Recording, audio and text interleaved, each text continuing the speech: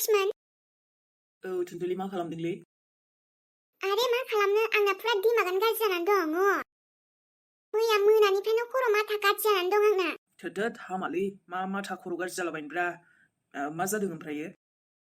आङो नोंनि miss call मोननै मिस कल थाफैनाय नुनायखायसो हरदो र' हरफिनदों। बिदिनो आरोलै आंनि एफा मोजां ब्लाउस दङमोन आरोना लक्ष्मण। ओमफ्राय मा जाखो? दालायथ' आं मैया बायहेरायाव थाङाखैमोन होनबा जों सानसे थाना फैबाय मोनायाव दाना फैखांनायनि उनावहाय बे ब्लाउसखौ आं लामलांदोंमोन आरोना लामनानै दाना आइयाबो थिखोनो बावखोना माखो उनावहाय जेला आं थिखोनो फैयो मोनायाव दाना ब्लाउसानो अबस्था खाराब जाजोब्बायलै। ब्लाउसआ अबस्था खाराब जानो नाथाय मानोब्रा माबोरै माने मा लक्ष्मण आरो मा होनो सोर पाप्पि सैमानि फिसाथाय आंनि ब्लाउसखौ हास्ला हास्लि खालामजोबनानै थांबायब्रा। इमान दामिमोन इयो इमान मोजां इमान गोसो खुसियै आङो गाननो होननानै फैसा बुथुम बायदोंमोन नै दाना बेफोरबायदिसो जाबायलै। आइसो सोरथो बिदि खालामखोब्रा ना एन्जरफोरसो अरसिदों? बे अबाव एन्जर अरसिनोब्रा एन्जरबो गैया खांखमाबो गैया माने बेबो बिदि लामनायखौनो अरसिलांगोन आरो जमा दोननायखौनो अरसियाखै जोंनाव आरो एन्जरा बुहुद खम ना मावजि माखा बिराद दोंसोयो। मावजियानो मावजि जोंनाव एभेलेबेल दोङो आरो अबाव एन्जर फैनो हानोब्रा ओरैनो जाला जोबोसो एन्जरखौबो। होमबा माबोरैथो जाखोब्रा बिदि दा जेबो नंला थुनथुलि माथो खालामहाबावनो ना उनफ्राव गोदान बायफिनबानो जासैना। बायफिननो माने आंनि खनसेल' गाननो मोनदोंमोन बिखो बेनो बेफोरबायदि जाबाय दुखुनांथावलै गोसोआ गाज्रि मोनोना। मोनगोनथ' आरोलै नों एफा मोजाङै बायदोंमोन दामबो गोसा दा बिदि जाबायबा सोरबा बिदि खालामलांखो सिसि केमेरा थाबासो नुगौमोनलै। जोंफोरालाय बहा आरो सिसि केमेरा लगायलाबायनो हानोब्रा ओरैनो न'आनो जेन थेनसो दा आरो बिदि जागोन नाबो सोर मिथिगौमोन दे बिदिथ' जायामोन। बेनोथ'लै दे थुनथुलि टेनसन दाला दे उनफ्राव बायफिनसै गोदान। माथो खालामहाबावनोब्रा साउन्ड सिनबाय थानायखाय आइयाबो सावबाय आं। गानजाबो खानाय नंला नालाय सावनायानो मोजां जाबायलै। बेनोथ' जायबा बेफोरबायदि खालामनो गोसो गाज्रिथार खोमालै नायनो हायो सोरबा सोर गामिनिनो जागोन बे सोरबा। जानो सोरबा नोजोर होबाय थाखादोंमोनदां बाराबा। मिन्थिला आरो लक्ष्मण। नै साहाया दुंबायमोन लक्ष्मण लोंनोसैबा फैदो। र' थांगौ। लक्ष्मण बिमानि माथो बायदिथ' खोनायाखै सोरबा सिख्लानि गारां बायदिसो खोनादों। थुनथुलि आङो सा लोंहैसै दे दायो हरफिनसै आं बिदिबा। अरेबा लक्ष्मण नोंसिना सोरबा आलासि फैदों नामा? सासे आलासि दंफैयोलै आलासि सिख्ला माबा आइनि सिनायनाय आरोना आंनिबो लोगो जायो जोंहानाव फैदों आरो मैया। मालायसो आलासि फैदों नोंसिनाव ओमफ्राय नोंनिबो लोगो जायोबा सोरथो जाखोबा माथो आंनो खिन्थायाखै नोङो? नङा मैयासो फैदों नालाय लोगोलै सासे गामि खाथिनिनो बांद्राय गोजाननि नङालै। दे होमबाना आं सा लोंहैग्रोनि दै माबा थुनथुलि थाथ' होमबालाय। जागोन दे आलासि गोनांखाय मालाय गावहा। बेफोरबायदि जेबो नङालै थुनथुलि जानला मानला दासानखा आंखौ आंनि जास्ट लोगोसो बियो जेरै नोंबो आंनि लोगो बेबो आंनि लोगो आरोना बेफोरबायदि सिनायलायनाय दं नालाय जोंहानाव सम सम फैयो। अके दे जागोन दे होमबा दायो हरबानो जाबाय आं दोनथ'नोसै आंहाबो खामानि दंलै बाजारावबो थांनांगौ। दे होमबालाय थांदो बाजाराव थांनांगौ ना मानांगौ आं दायो हरसै। दे थुनथुलिनि बेस्रा फेभरेटथारमोन खोमा ब्लाउसआ सोरबा बिदि खालामदोंनो हासिदों मानोथो बिदि खालामनांगौब्रा। एसेबां मेगन गोसाना गावबागाव गावनि खस्थ' खालामनायजों बायब्रा एथबां गाननो लुगैदोंबा माथो मालायनिखौ मेगन सानांगौ दे आरो मेगन साबाय मानो बिदि खालामनांगौ आसरित खायसे मानसिफ्रा बुजिथारालै। थुनथुलिनि गोसोआथ' दा जाबायदि गाज्रि मोनना दंना आङो बिनि फेभरेट बायदिथ' बायनोबो रोंनाय नङादां थेवबो आङो बिनि मोजां मोननाय बायदि आरो एसे गानजासाबनाय गाव मोजां मोनग्रा बायदि बायनानै हैफिनसै खोमालै। या राइट बेनो मोजां जागोन आङो ना थुनथुलिनो मोनसे गिफ्ट हैनोसै होमबालाय ब्लाउसखौनो बायना हैनोसै ना आं बायनो एसेबां आइडियाथ' गैया बाट थेवबो आङो एसे आइडिया खालामनानै बायनोसैब्रा फार्स्ट टाइमबाबोथ' ना थुनथुलिनि थाखाय मोनसे गिफ्ट हैनोसै लागोन लाया आं बेखौथ' मिथिला बाट गोसोजों गोरबोजों बायदोंना आङो बायगोन ना स' मानो लाया जानो बेलाय। बेबायदिनो खालामसै आङो थुनथुलिनो गोदोथ' बिदि खेबसे खेबनै बायनायबायमोन आङो नाथाय लायाखैमोन गोदो खोथायाबो बेलेगमोन ना नाथाय दायो लागोनदां आंनि मोजां लोगोबो जाबाय जे आं बिनि गोसो मोजां मोननाय बायदि बायना हैसै खोमालै। बायमारनांसिगोन आङो नै सायासो सुगुमालायसिगोन आंना लोंहैसैलां। मा खालामनो थुनथुलिया एसे दुखुआव दं होनबा दुखु मोनफालायलाङो रागा जोंदों होनबा गोसोआबो गाज्रि मोनफायो मानो रागा जोंदों मादों रागा जोंनायखौ समायाना बिखौ आरो बिदि दुखुआव थाबाथ' आं गोसोआनो सुखुखाथारा गोसो मोजां मोननाय बायदि आं जेब्लायबो थुनथुलिखौ माने खुसि हेपि थाजानो लुगैयो आरोना। हे आफा इसोर आं आंनि थाखाय जेबो बिया मिथिबायना नाथाय थुनथुलिखौ ना जेब्लायबो खुसियाव दोन मोजाङै लाखियो आरोना लोगोसे आंनि फेमिलियाव आंनि आइखौबो जेब्लायबो खुसियै दोनबानो जाबाय दे आंनि थाखाय आंनो जेबो नाङा आंनि आइ आरो थुनथुलि बिसोर सानैखौ जेब्लायबो हेपियाव लाखिदे भगबान आफायसो आंनि जिउआव आरो बेफोरबायदि क्लोज रावबो गैयाना आइ आरो थुनथुलिमोनल'सो थुनथुलिनि आइयाबो आंनि थाखाय एकदम बिमा बायदि आरोना लक्ष्मण साहा लोंला आरो सुजोबसै साहानो लोंगोनब्रा माने आंनि सासे लोगोजों फन रायलायहरदोंमोन नालाय आङो ओइ सुबा सुथोंसै आरोना माथो खालामबावनो नै गुदुं गुदुं साहा लोंनायाव बेसे मोजां नाङो आरो नोंना सुबा सुथोंनो बिदिबा बोरै जानो होमबालाय आं गुदुं खालामहैफिनसै गुसु जाखाबाय बे साहायानो आरे नाङालै अखाफोर मानि आंलाय बिदि गरम खालामहैफिनलायनायब्रा जेरै दं बिदिनो लोंगोन आङो गुसु सुबाबो जेबो नङा दै बायदि लोंगोन आरोलै आरे भाइ बा दै बायदि लोंनोनो बिदिबालाय मा साहा लोंनायनि नाम जानोसै फनखौ दायोबोथ' रायलायनो हायोना नों साहाखौ लोंग्रोबालाय मा जायो दसेनोल'सो खामानि दा मा बेसेबां लागोन 5 मिनिटसोल'सो ओमफ्राय गुदुं गुदुं आं पकराबो सावदोंमोन दे अखा बोथोरखाय आं सानदोंमोन सानजों जमा दसे जिरायना साहा लोंसै होननानै पकराजों आइमाबो गैया नालाय मोनसे खामानियाव थांदोंनो दा दसे थाना फैगोन इयो बे आइनालाय बेसेथो खामानि ओंखारोब्रा दाना खामानियानो खामानि आलासि फैदों आलासिखौ गारनासो थांबावबायलै माथो जानो दे नोंथ' दङ ना आलासिजों औ आंथ' दङ थुदो नङाबा साहाया दा गुसु जाबावगोनलै नों थुदो आं फैगासिनो साहाखौ गरम खालामहैफिनमारसै आङो दे होमबालाय नोंनि गोसो बायदि खालामदो आंनि गोसो बायदि खालामनानै गासिबो मोजां जाजोबबाथ' आंनि साननाय बायदि अब्ला माथो खोथा जाबावगौमोन दे खोथायानो गोबां आलदा जागौमोन नै दाबो फुङाव सिखारनानै नों थुनथुलिजोंसो रायलायहरबावबाय मालाय आंजोंलाय बहा बे खोथा मोनसेखौथ' मोजां मोना आं लक्ष्मण नों जे बे थुनथुलिजों मानो रायलायनायखौनो गारा मानो मा मोजां नुयो नों बिनाव सासे हाबा जाखानाय हौवा गारखानाय मा मोनो लक्ष्मण नों बिखौ आंबोथ' एसे माने खोनाखाजोब्बायना बिनि स्ट'रिखौ थुनथुलिनिखौ नोंबो आरो बेफोरबायदिखौसो मोजां मोनबायबा नाथाय जुदि दा आंजों जुलि जानायमोनबा आङो माने फिसा फेमिलि जागौमोन आंहा नों आं आइ जोंहा हेपि थागौमोन आरोना खासिखि आंनि सिमाङा बे फुरा जायो नाथाय नों आरो बावबा बे थुनथुलिनि फाग्ला जाबायलै आंनावलाय मा खामि दङ आंथ' माने नों जेरैबायदि हास्थायगोन ना बेफोरबायदि जानोबो राजि नाथाय नों आंनिथिंजाय गोसोआनो फारसे गैखाया नोंना खासिखि नोंनि गोसोआ आंनिथिं बोरैबा आवलिनाय बायदि जायो जादु रोंगारबा मोजां जागौमोन दे आङो ओरैखौ ओरै बानायजोबगौमोनहाय बे थुनथुलि नै स्वामि मा जाखो माया ओमफ्राय माथो दिनै ओंख्रिखौनो जेबो सङाखै नोंलाय औहाय स्वामि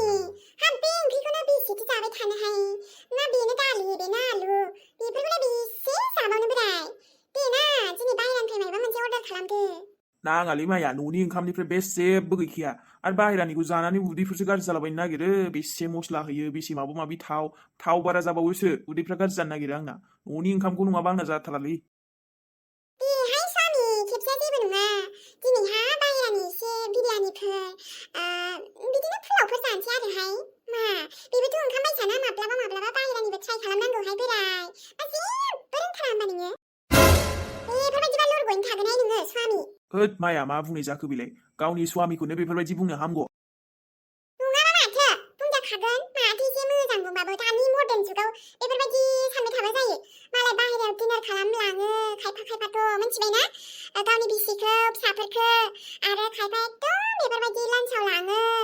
नोंहा आरो बेफोरबायदिथ' गैबावा आंलाय बुंबावदों जमेट' माबायावनो अर्डार खालामदो होननानै दे होमबा आं नोंनो बिहरना होनसै खिन्थु आंहा माबा मोनसे संहरदोब्रा थोद आं जानो हायाना बाहेरानिखौ नै बोराय आं जमा जानोसो बिहरदोंहाय मानो हाया जानोहाय बे खनसेल'खौनो हायो दे बिहर नोङो आरो मा संबावनोसै जायालै नोंजोंबो नै बोराय दाहाय मोनायाव नांगौबा आलु खाजि एवगोन आङो नोंनि फेभरेटखौ स्वामि मिथिबाय दे जागोन दे र' बिहरनि आङो फैसा थांसिगोनलाय ओमफ्राय थांबाय आरोहाय आरो जानानैसो मानसि दा माबा खेबसे जानाय लोंनायनि थांनायनि मा जाबायबायनोसि जों जायाबा देनां थैनानै बे थाखा फैसाखौ मा खालामनो लांफानोथ' हायाना गोजौआव दे नोंनिनो जै जाथों आरोलाय माथोबाव बोराय दे थानायावनो जाखायाबा लोंखायाबा मा खालामसै थाखा फैसा थाबाबो खायफा नुवाखै नोङो बेफोरबायदि थाखा फैसा गैयाबा बेसे हेपियाव थायो जोंहाथ' नांगौ आन्थाइसो दंसाबोना बेखौ आरो बाहायनो बाबाव नोंहा स्वामि देलै माया ओमफ्राय र' मोनसे खोथा बे जोंहा फिसालाया मेहेरा बेखौ नों मालाबा फन हरनो बुंदोंमोन माथो नंगौ स्वामि आं हरनो हरनो सानैनो हरनाय जाथ'वाखैहाय गथ'आबा मा सानगोन आंखौ दा आरो ओजोंहाय गावनि फेमिलियाव दंखायो हेपियैनो थाखागोन आरो माथो जानो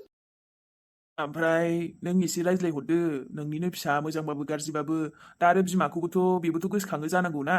नांगौबा मालाबा जोंहानावनो लिंहरदो इखौ खेबसे जागोन स्वामि आरो नोङो एसेबां मोजां मानसिना जे आंनि फिसालाखौबो गनायनो राजिबावहाय बेफोरबायदि मानसि बहा मोनगोन दे नाथाय आंहा फिसालायाबो बैसा फेमिलिजोंसो थानो जि मोजां मोनगारोहाय बे जुरिया एकदम बिमा असे बायदि अनोना बेबो मिथिगौना स्वामि एकदम आंहा फिसाला मेहेरखौ बे जुरिया बिमा बायदि अनो नालाय आरो फिसालायाबो बिमा बायदिनो सानखायो दा बेखायनो आंहा बारा टेनसन जायाखै मिथिबायना नङाबा टेनसन जाबाय थागौमोन दा न'खराबो मोजां मिलायनानै थायो नालाय जोंहा आबाजों बेखायनो टेनसन फ्रि नै बे माइया औलै माया नङाबा बेसे आलाय सिलाय जागौमोन ने गथ'आ नोंबो आरो खिन्थानानै फैयासै डाइरेक्ट बेफोरबायदि फैबायबा मोनसे उसुबिदायाव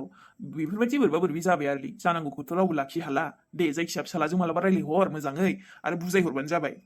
जागोन दे ओमफ्राय दे जमेट'आव बिहरदो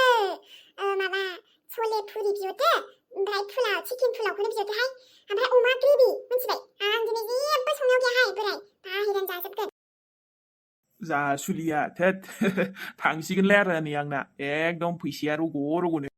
बोराय आं जायाबा हासुथो जानोसै फैसाखौलाय एसे जानो नङाबालाय फैसा थाखा थानायफ्रावबो एसे जानो लाखानांगौ देनां फैसा थाखा जोब्बा आरो मा